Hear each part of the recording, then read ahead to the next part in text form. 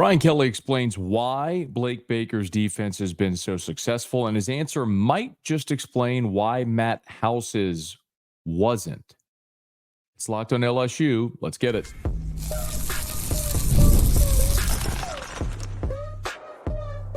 You are Locked on LSU, your daily podcast on the LSU Tigers. Part of the Locked On Podcast Network, your team every day. Okay, let's get it. It is Locked on LSU, your team every day. I'm your host, Matt Moscona. Thanks for making us your first listen every day. We are free, available wherever you get podcasts, of course, on YouTube as well, so please subscribe. Today's episode brought to you by FanDuel. Place your first $5 bet, and you'll get started with $200 in bonus bets guaranteed. Visit FanDuel.com to get started. Brian Kelly talks about a couple of impressive freshmen. Caden Durham still battling through injury. This will be interesting. Also, how Trey'Dez Green did in his first extended action for the Tigers. We also hear about Damian Ramos, who was named on Monday the SEC Special Teams Player of the Week. Call this a Damian Ramos appreciation segment on Locked on LSU. We'll get to that. But I want to start with Blake Baker. And I want to start with Blake Baker because Brian Kelly, when he met with reporters on Monday, after LSU's win against Arkansas and previewing the game against Texas A&M, was asked why Blake Baker's defense has had the success they have. And make no mistake, they have been successful. A year ago, LSU in pass defense, and total defense, and scoring defense was ranked in the triple digits in every major statistical category. Right now, through 7 games, LSU is 67th in the country in total defense. Now, I'm not telling you should throw a ticker tape parade because LSU's 67th in total defense. But when you go from 108th to 67th, pretty good. They're 103rd in pass defense. Not good. Objectively, not good, but improving. We can agree on that. 33rd in the country in rush defense. LSU just allowed 38 rushing yards to a team in Arkansas that came into that game running for 199 yards per game. Yes, the LSU rush defense is markedly improved. You can focus on the long runs they gave up against South Carolina. You can focus on the long run they gave up to Colin Guggenheim. You can focus on the 50-yarder they allowed against Ole Miss, and I will grant you that's a trend. And that's something they got to fix. But 33rd in the country in rush defense ain't a misprint. And it goes to show you what they've been able to do against the run this year. But most importantly, more than pass defense, total defense, passing efficiency defense, any advanced metric stat you want to look up, the bottom line is the point of football is to score points and to stop your opponent from scoring points. So I say it all the time. We talk about coaches passing on field goals, passing on a PAT to go for a 2-point conversion, chasing points early, whatever.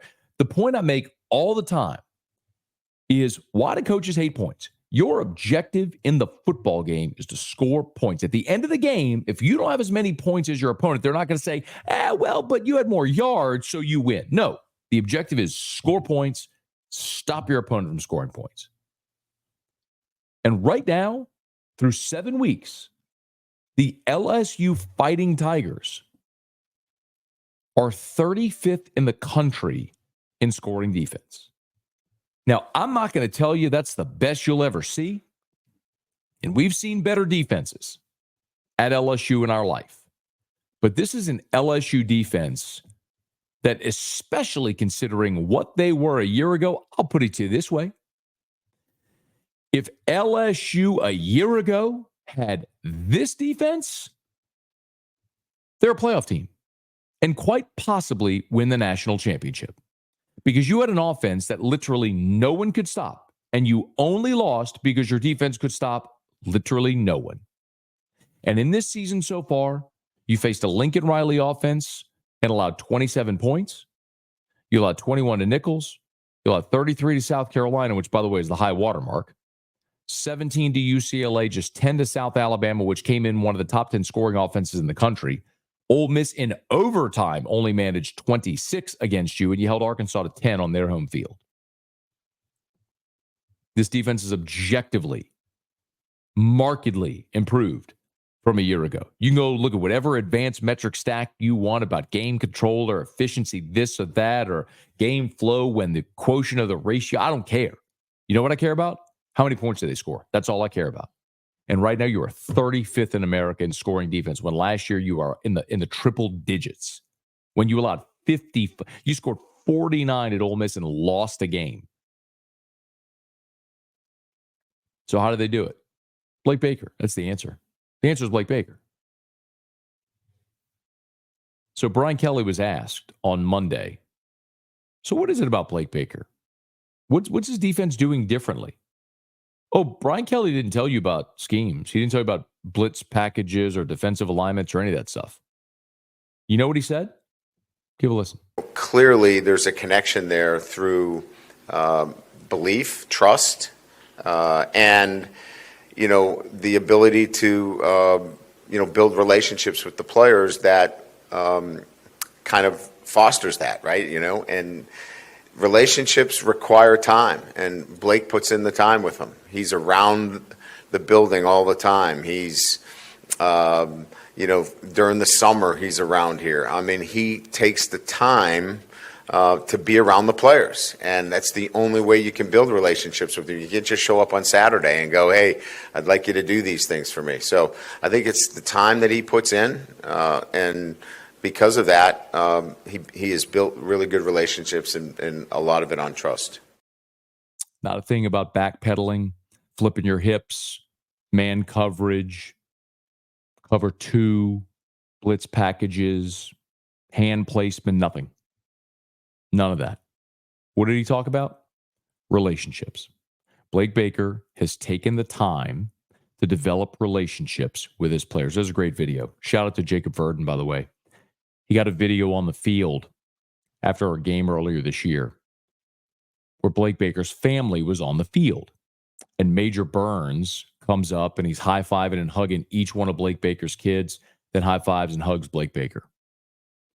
Contrast that with the video you saw on the field last year after the bowl game when Matt House was trying to dap up and hug and congratulate the LSU players. And Mekhi Wingo, the number 18 jersey, Mekhi Wingo, gave Matt House the cold shoulder. That tells you everything you need to know. And I've told you some anecdotal things. Out there at fall camp, there was a moment where apparently they got a thing, if you miss an interception or drop something, you got to drop down and do push-ups. So, they were running a team period, 11 on 11, a Nuss hauled a pass into the sideline. Blake Baker on the sideline dropped it. And so everyone starts getting on him. He drops down immediately, starts repping out push-ups. The defense loved it. They love him. He's taken the time to know them, to build that relationship. And they trust him. They love him and they trust him. It's that much. It's that simple. Major Burns didn't become an awesome player in the offseason. He didn't develop physically more. The bottom line is these guys trust what Blake Baker. He's a smart guy. Look, he's got the X's and O's, no doubt, but he's got these guys playing for him. And that's the biggest difference from a year ago. The guys a year ago, they didn't trust what Matt House was teaching them or that staff. LSU has the right guy at defensive coordinator, and the players love him and trust him, and they play hard for him. I know that sounds romanticized or Pollyanna, but it's true. It's not like you went into the portal and did what Ole Miss did. You didn't go add Walter Nolan. You didn't go add Princely Umanmielen. You didn't go add Chris Paul at linebacker or Trey Amos at cornerback. You had all the same guys. It's all the same guys. Actually, you're without Mekhi Wingo and Mason Smith, and now without Jacoby and Guillory, and without Harold Perkins. Yet, you're better. Dramatically better. Why? They trust Blake Baker. I think he's going to be around here for a while. A lot of people keep asking, is he going to get hired for a head coaching job? I think everybody has that goal. And I'm sure that's Blake's goal as well. But LSU's paying him $2 million a year. His wife's from Mandeville. She played soccer at LSU. It's one of the reasons he wanted to come home. When you have help from the grandparents with the kids, pulls a lot of weight. And when mama wants to be close to the family, pulls a lot of weight, as I'm sure as a lot of people can relate to. Eventually, there will be a job that comes along that you don't say no to, and he'll take it. And I hope he does awesome with it. But I don't think that day is soon. In the meantime, keep enjoying this defensive improvement because it might just be why LSU is playing in really meaningful games in November and December this year. Okay, it's Locked on LSU. Another reason LSU might be playing those games, a couple of key freshmen, Caden Durham and Trey'Dez Green. We'll talk about them next. It's Locked on LSU, your team every day. Hey, if you haven't heard me talk about Roy yet, you got to check this out. If you're an LSU fan, it's time to recognize the Roy Player of the Week. So far this year, we have pooled more than $20,000 to support players on Roy. They're micro deposits that can lead to a massive change. With the Roy app, you directly direct your support to the athletes that you love, ensuring that all funds go to the specific player that you choose. Unlike collectives, you know exactly where your support is going, and you even receive exclusive content like personal videos and updates after the season. And the best part, it's risk-free. Here's what I mean. If the athlete transfers or doesn't deliver the content, you get your money back. And this week, I think it's important we support Damian Ramos. Just pitched in $100, and I'd love for you to join me. Even $10 makes a difference. Let's show Damian Ramos the love, keep him connected to LSU. Remember, pay today, celebrate tomorrow. Your support sets your team up for success. Plus, don't miss out on Roy's exciting giveaway. You can win 2 tickets to a game in November. Just download Roy, R-O-Y, download Roy, create an account, enter the referral code Locked On, and you're entered. If you're already on Roy, any contribution to an athlete's campaign also gets you entered automatically. No purchase necessary, void where prohibited. Download Roy now. Join the NIL game with no subscriptions and no fees. And be sure to check us out on Instagram, Facebook, and X at Roy, R-O-Y _ return on you, at Roy _ return on you for more info. Roy, support players, change the game.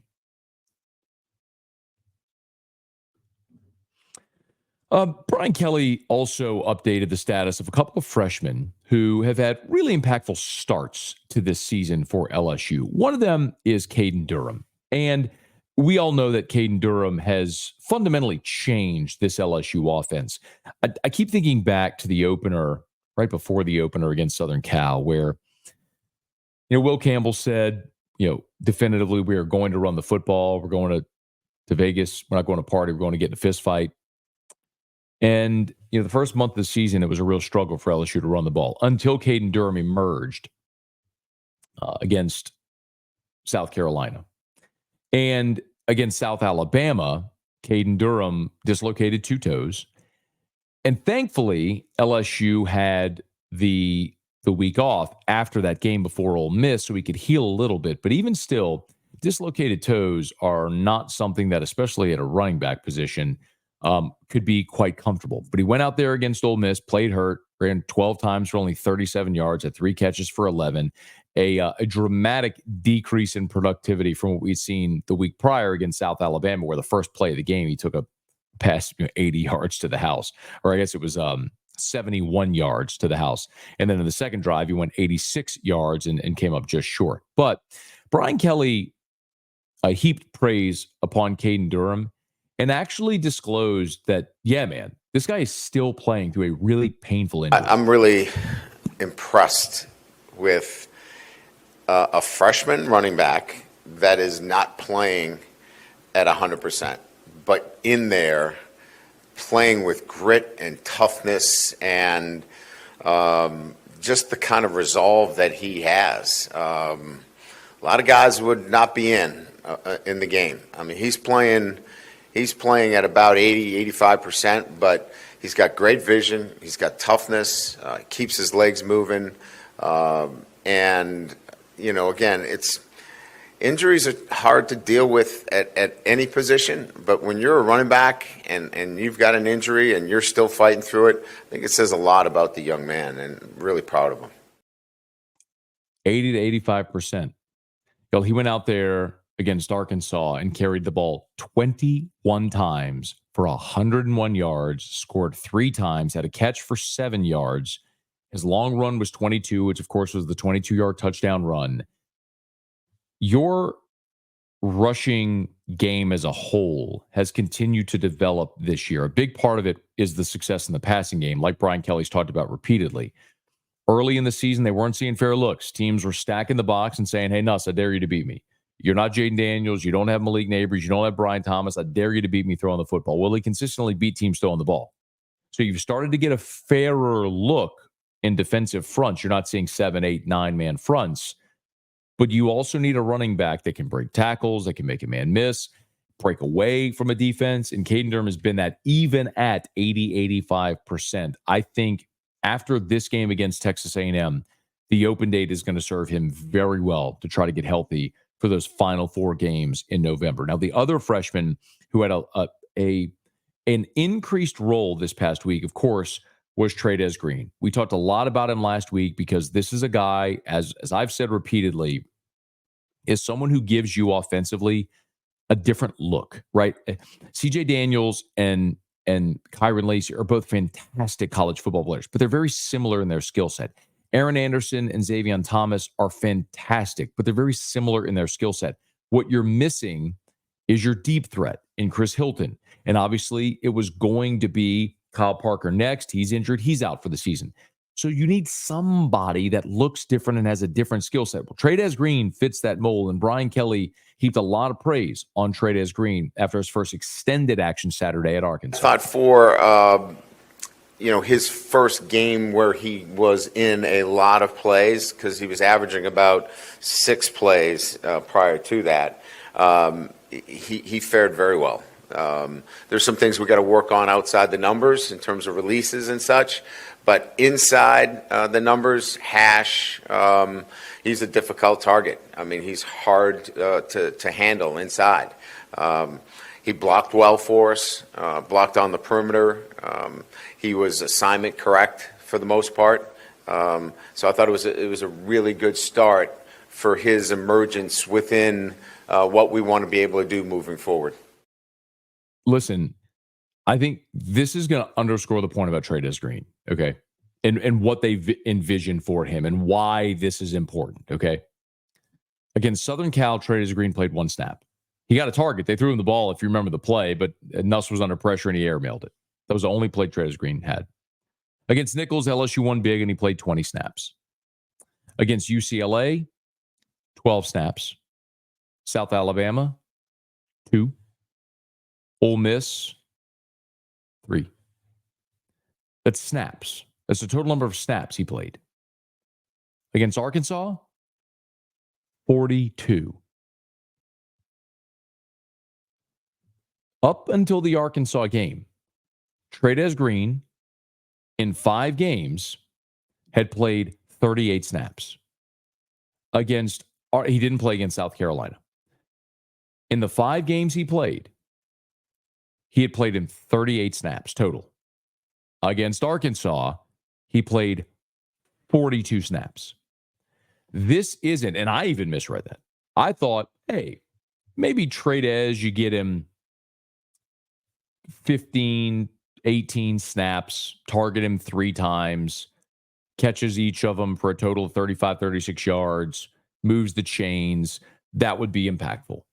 It wasn't just that. Now, they did target him 3 times, and he caught one of those balls. Now, another one was batted at the line of scrimmage, so it's hard to even fault him for that. It wasn't his fault at all. It was batted at the line of scrimmage. And he did catch the 2-point conversion as well, which doesn't go down as a target to catch. The 2-point conversion is scored differently, which is weird. But anyway,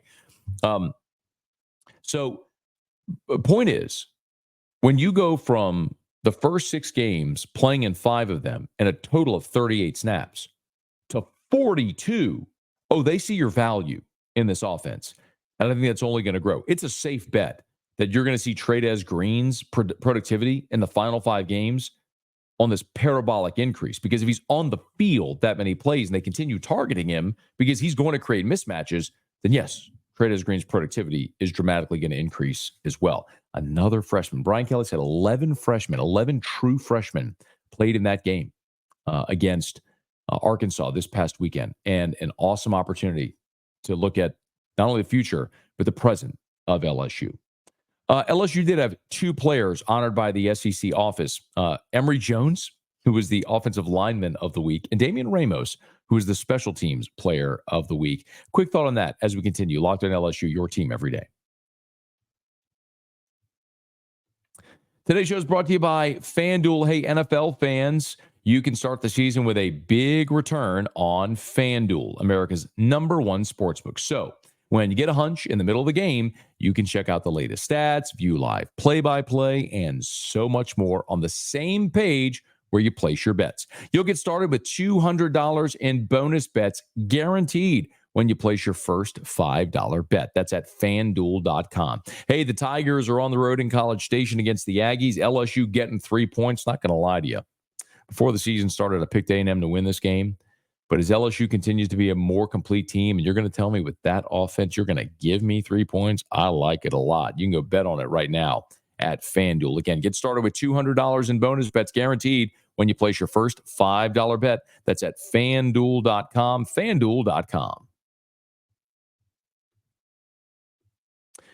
Brian Kelly also spoke about place kicker Damian Ramos, but I thought it was interesting. If you missed, real quick, before I let you hear that, if you missed our previous episode, I highly recommend you go listen to or watch all of our episodes. But on the previous episode, we talked about the Pro Football Focus grades, which we do every week after LSU games. And we talked about the offensive line. And the two lowest graded players on LSU's offense from the Arkansas game were DJ Chester and Emory Jones. Well, it's interesting because on Monday, the SEC office named Emory Jones the offensive lineman of the week. Not for LSU, for the entire Southeastern Conference. Damian Ramos was named the special teams player of the week. And it underscores one thing that I say every time. I said it in the previous episode here and every time we talk about Pro Football Focus. My point about Pro Football Focus is and always has been, Pro Football Focus is a metric. It is not the metric. It is just something to consider in totality when you're trying to piece together how someone played in a certain game in a certain position or whatever it may be. So was Pro Football Focus right in docking or knocking Emory Jones? Or was the league office right in naming him the SEC Offensive Lineman of the Week? I don't know. I'm not studying film, but it's just something to consider. And the disparity between those 2 points of view is pretty comical. One thing that's undeniable is Damian Ramos.